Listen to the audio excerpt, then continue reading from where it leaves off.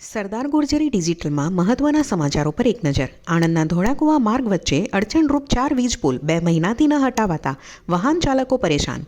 પેટલાદમાં પુરાવા વગર ફોર્મ ભરી 12,000 મતદારના નામો કમી કરાવવાના ષડયંત્રની શંકા. ડાકોરમાં હવે વાહન ચાલકો લૂંટાશે નહીં.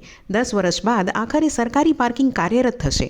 વડોદરામાં ફેક પીએસઆઈનો પર્દાફાશ. નકલી આઈ કાર્ડ, યુનિફોર્મ અને એરગન મળ્યા. જમીન ધંધામાં દાદાગીરી કરતા ઝડપાયો. વડોદરામાં પોલેન્ડના વર્ક વિઝા અપાવવાના નામે 9 લોકો સાથે 6.69 લાખની ઠગાઈ, 2 સામે ફરિયાદ. ભારતને ઓલિમ્પિક મેડલ જીતાડનાર સાઇના નહેવાલે નિવૃત્તિ જાહેર કરી. કહ્યું, હવે શરીર સાથ નથી આપતું. તામિલનાડુ ગવર્નરે ભાષણ આપ્યા વિના વિધાનસભામાંથી વોકઆઉટ કર્યું. કહ્યું, રાષ્ટ્રગાનનું ફરી અપમાન થયું. સીએમ સ્ટાલિને કહ્યું, આ એસેમ્બલીનું અપમાન છે. ઉત્તર પ્રદેશના સહારનપુરમાં બંધ મકાનમાં 5 લોકોના મૃતદેહ મળ્યા. શરીર પર ગોળીના નિશાન. હત્યા કે આત્મહત્યા?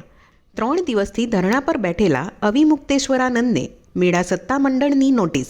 24 કલાકમાં સાબિત કરો કે તમે શંકરાચાર્ય છો. અમેરિકામાં બરફનું ભયાનક તોફાન.